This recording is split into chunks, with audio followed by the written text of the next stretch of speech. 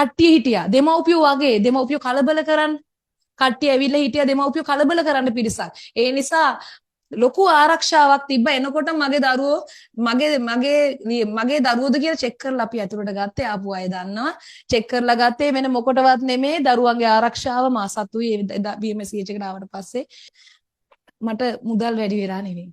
මම ඒකත් කියන මම දැක්කා වෙන ව්‍යාපාර කරනවා. ඉතින් මොකද්ද කිව්වේ චානු සර් මුදල් විශුද්ධීකරණ මගේ ඔක්කොම accounts වලට වැටෙන්නේ මේ වෙනකොට මම බදු වර්ග කිහිපයක්ම ගෙවනවා personal income tax එක සමාජ ආරක්ෂක බද්ද රඳවා ගැනීම බදු ආදායම් බදු ඒ හැම එකක්ම මට මතක විදිහට ඔක්කොම tax වර්ග හරියට පිළිවෙලට ගෙවනවා ඒ නිසා ඒ පැත්තෙන් මට කිසිම බයක් වෙන්න කිසිම හේතුවක් නැහැ මගේ දරුවන්ට වෙච්ච පොරොන්දු ඉටු කරන එක මන්ද අර මට ඉස්සරහන් අහගත්තේ මගේ මනස දියුම මොකද ලොකු වෙලා නැහැ තාම ළමෙක් වගේ හිතනවා කියලා ඒ නිසාමද මන්ද මං හරි ආසයි මගේ දරුවන්ගේ හීන හැබෑ කරන්න මල් වැස්සක් පස්සනවා කිව්වා පස්සනවා කියලා ඊනොට හෙලිකොප්ටරේ ගැන කතා කරා හෙලිකොප්ටරේ ඔව් මුදලක් වැය කරලා තමයි ඔක්කොම කරන්නේ ඉතින් ඒ හැමදේම කරන්නේ මට වැඩි වෙලා නෙවෙයි මගේ පොරොන්දුව මම දෙන පොරොන්දුව කැඩුවොත් ඊළඟ දවසේ යාලා කාගේ පොරොන්දු පිළිගන්න එකක් නැහැ සමස්තයක් ඉදිරි ඉවෙන්ට් හතර දැක්කනම් හිතා ගන්න පුළුවන් මේ කොච්චර වියදමක් දරන්න ඇද්ද කියලා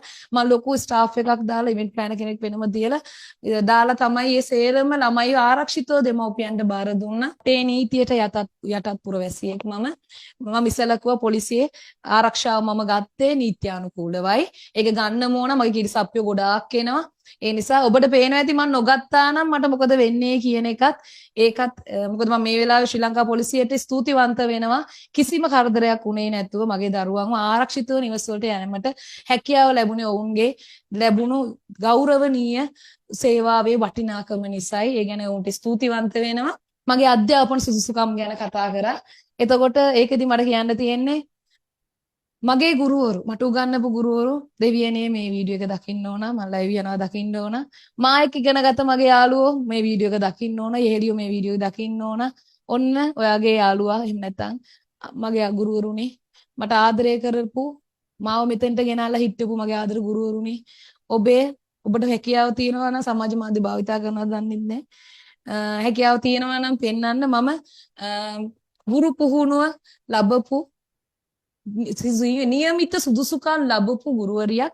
හැබැයි මම මෙහෙමත් විශ්වාස කරනවා මෙච්චර සුදුසුකම් මිටියක් තියාගත්තත් උගන්නන දේ හරියට දරුවාට තේරෙන්නේ නැත්තම් තේරුණත් ඒ දරුවාට ඒ මොහොතේ විතරයි ඊට පස්සේ මතක නැත්තම් ඒ මිටියක් තියාගෙන මං හරි උගත් කියනවට වඩා මම උගත්කම තියෙන්න ඕන දැනුම නැතු උගන්නන්න බෑ.